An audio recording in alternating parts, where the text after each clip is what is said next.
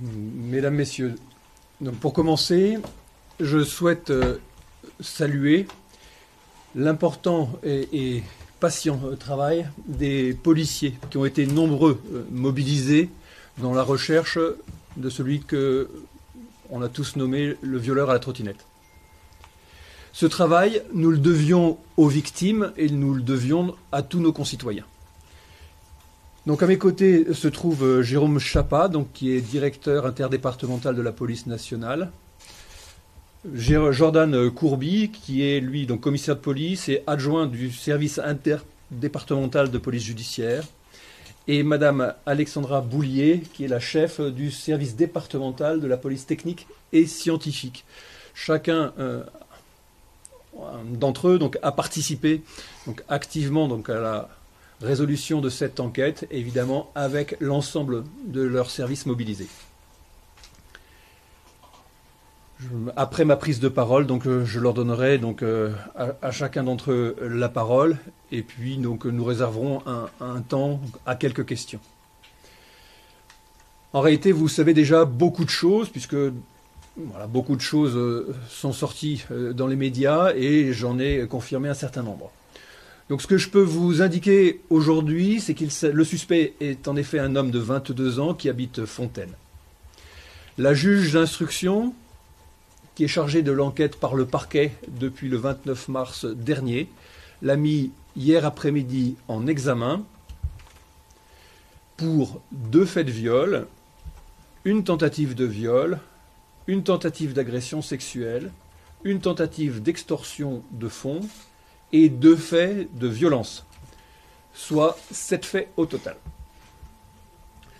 À l'issue de son défèrement devant la juge d'instruction, il a été déféré devant le juge des libertés et de la détention et placé en détention provisoire. Alors depuis la diffusion donc, par mes soins du signalement du violeur le 26 mars dernier, un certain nombre de personnes se sont fait connaître comme ayant été victimes du violeur à trottinette. À ce stade, nous avons donc reçu donc, une plainte certaine qui a été aussi déposée dans un de vos médias. Certains donc, de vos médias ont reçu donc, des témoignages de victimes. Voilà, nous allons les recevoir nous aussi, j'imagine bien, et en tout cas c'est ce que je souhaite. Parce que donc, les témoignages à la presse, c'est sans doute intéressant, mais le plus intéressant pour nous, c'est qu'ils soient communiqués donc, au service de police chargé de l'enquête. Donc toutes ces plaintes, enfin, pour l'instant je vous dis il n'y en a qu'une seule, mais je pense qu'il y en a au moins 2 ou 3 qui sont susceptibles d'arriver. Ces plaintes donc, seront examinées, donc évidemment avec attention, avec diligence, et notre premier travail, enfin le premier travail des policiers, sera de voir si oui ou non on peut les rattacher, comme le disent les victimes, à cette affaire du violeur à la trottinette. Que ce soit le cas ou non, toutes ces plaintes seront évidemment traitées avec attention et diligence. Alors, s'agissant d'une instruction qui est en cours, et même si vous savez déjà beaucoup de choses, et pas par moi, mais par vos propres investigations, je peux vous dire donc, qu'à ce stade, le mis en examen a reconnu un seul fait de viol. Il n'a pas reconnu les autres faits, les autres 6 faits que nous lui reprochons. Il a reconnu le fait de viol pour lequel il est confondu par son ADN. Voilà. Donc, la juge d'instruction l'a mis en examen pour ces faits et l'enquête se poursuit pour savoir si effectivement nous pourrons ou non, in fine, lui reprocher l'ensemble des faits dont le parquet a saisi la juge d'instruction. Donc la juge d'instruction, les policiers donc, qui agissent sous son contrôle sur commission rogatoire vont poursuivre les investigations. Le mis en cause, mis en examen suspect, encourt 15 ans de réclusion criminelle, mais ces 15 ans pourraient passer à 20 ans de réclusion criminelle si, à la fin de l'instruction, le caractère sériel des viols peut être établi, puisque c'est une circonstance aggravante que d'avoir commis une série de viols. Je le précise, je l'ai vu dans la salle, il est devant moi, et avec son autorisation, que le mis en examen a pour avocat Maître Arnaud Lévy-Soussan, voilà, qui m'a donné l'autorisation donc de communiquer son nom, chose que je ne fais qu'avec l'accord des avocats concernés. Voilà ce que moi j'avais à vous dire à ce stade, et je vous passe la parole, monsieur le directeur interdépartemental. Est-ce que ça vous va pour les micros, ou est-ce que vous souhaitez qu'on change de place, ou vous pensez que ça ira? On va essayer comme ça? Alors, on va changer de place. Vous voyez? Allez-y, monsieur le directeur, je vous cède ma place. Voilà, merci monsieur le procureur. Je vais être relativement bref et d'abord dire que nos pensées à tous, policiers, vont avant tout vers les victimes, parce que avant de prendre en charge le mis en cause, nous avons pris en charge des victimes qui étaient pour la plupart meurtries dans leur chair et qui ont subi un traumatisme. Et nous sommes extrêmement satisfaits de pouvoir mettre un terme à cette série.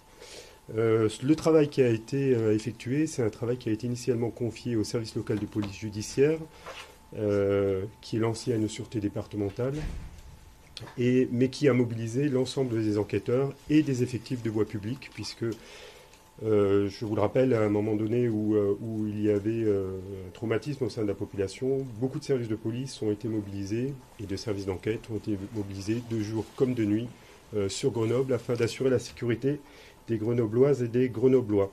Ce travail était un travail de longue haleine, mais rapide également, parce que, vous l'avez vu, entre le moment où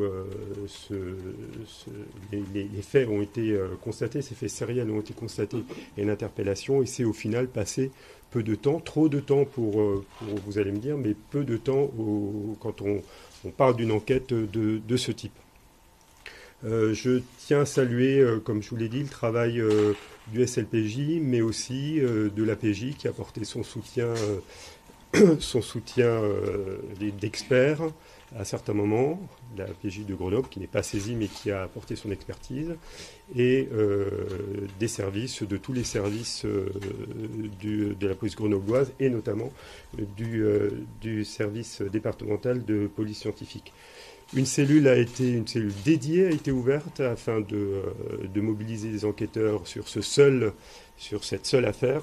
Et je pense que le commissaire Courby pourra vous donner plus de détails sur le fonctionnement de cette cellule que monsieur le procureur, madame la juge et moi-même avons suivi et soutenu 24 heures sur 24. Merci monsieur le directeur. Monsieur Courby ou madame... Commencer, allez. Comme ça, je vous passerai la main. Très bien, on change de place à nouveau. Je commence, comme ça que je vous donne la main. Ah bon, sur, alors. que je présente la généralité et vous rentrez dans le détail.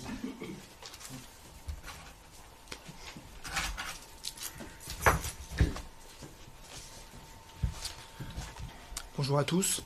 Donc, je ne vais pas revenir sur les propos du directeur interdépartemental de la police nationale iséroise. Au niveau du SLPJ grenoblois, c'est un travail acharné, une priorité qui a été donnée à cette affaire.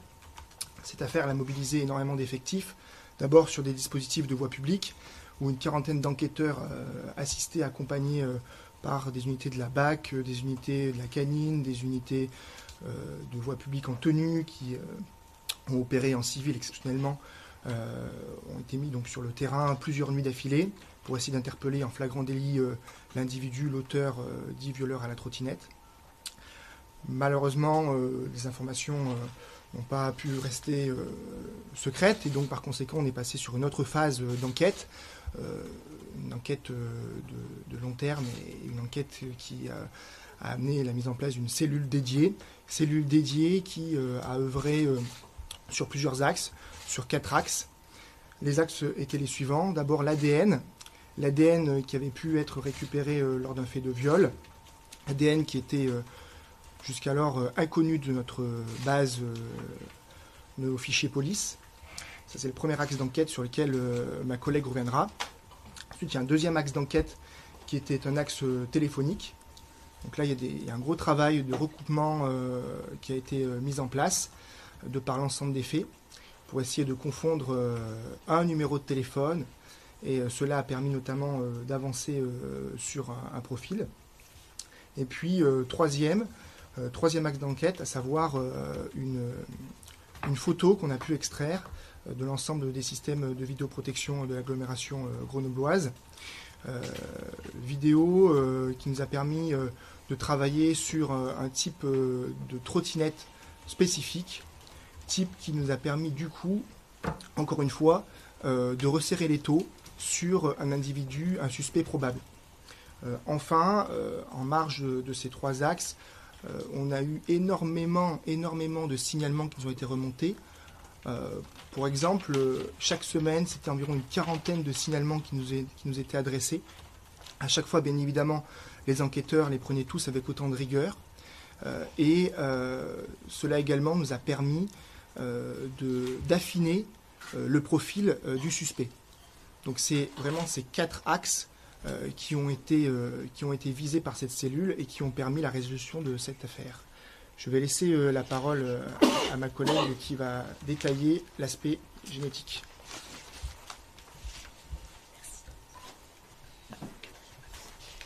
Bonjour à tous. Comme pour le volet enquêteur, c'est vrai que la police scientifique, vous avez il y a eu différents acteurs qui se sont mis en mouvement.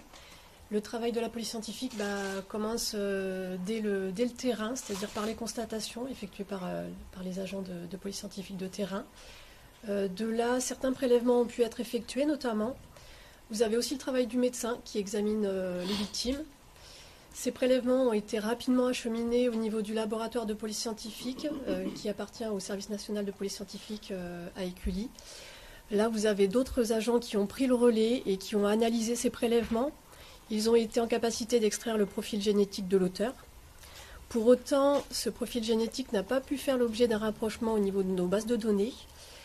C'est à partir de là qu'il y a différentes voies d'investigation, d'autres voies d'investigation qui ont pu être offertes aux enquêteurs, comme le portrait robot génétique et la recherche en parentalité, qui ont pu effectivement resserrer considérablement le nombre de suspects et orienter les enquêteurs pour affiner leurs recherches. Très bien. Voilà ce que nous avions donc à vous dire. On vous a donné quand même pas mal d'informations donc, qui complètent celles que vous avez déjà. Je vous propose que nous répondions donc, les uns les autres en fonction donc, de vos demandes à quelques questions. Soyez déjà assurés qu'on ne répondra pas à toutes. Voilà, je vous écoute, mesdames, messieurs. Allez-y. Okay, bonjour.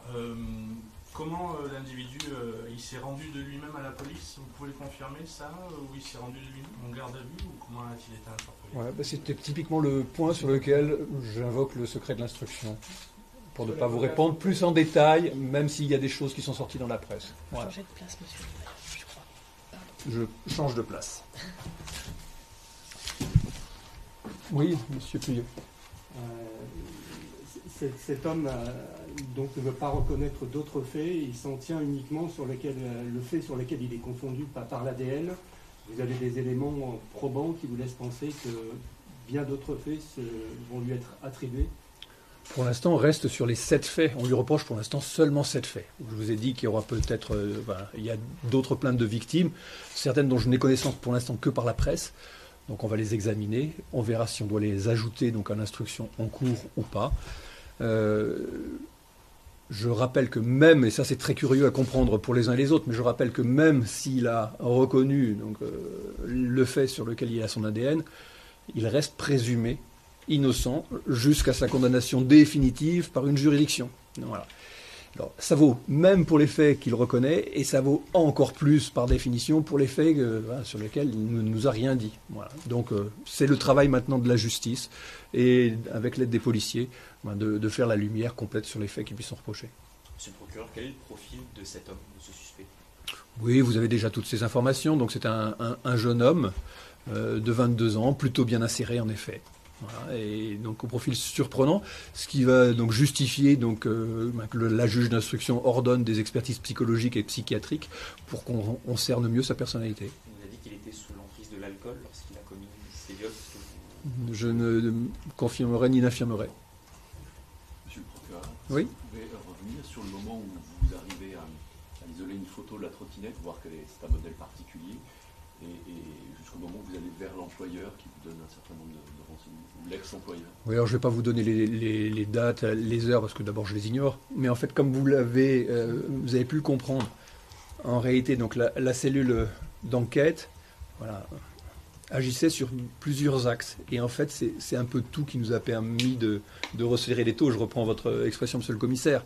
Il a fallu de la génétique et ce profil génétique familial, puisqu'on n'avait pas donc l'individu dans la base de données.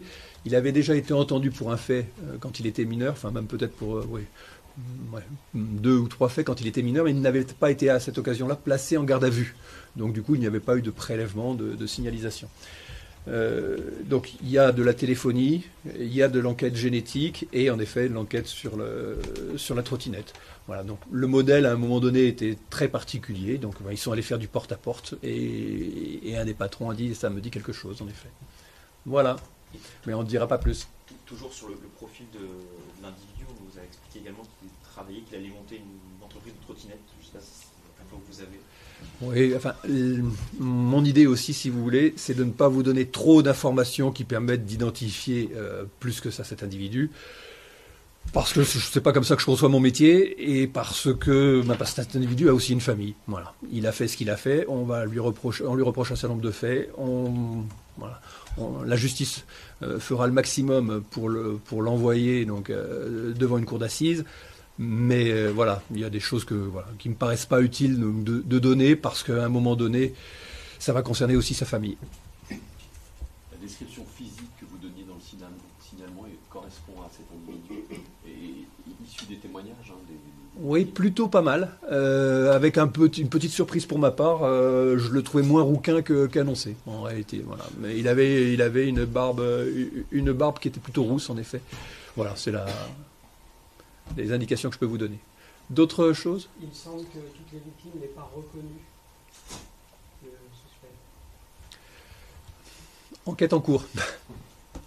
Et sur les plaintes que vous envisagez, dont vous parliez tout à l'heure, on est à 9, c'est ça au total, tu veux voir, 2 plaintes supplémentaires ou pas ? Non, pour l'instant, j'ai une plainte supplémentaire prise, voilà, qui a déjà... Qui est récente du coup. Oui, très récente. Et d'autres, je les lis par les médias, mais je n'ai pas encore vu le résultat. Parce que nous, on avait une information d'une plainte en juillet 2022. Voilà. Elle va nous arriver, il n'y a aucun doute, mais pour l'instant, je ne l'ai pas encore sur mon bureau. Voilà, je pense que vous avez tout. On s'arrête là. Merci mesdames, merci messieurs, bonne fin de journée à tous.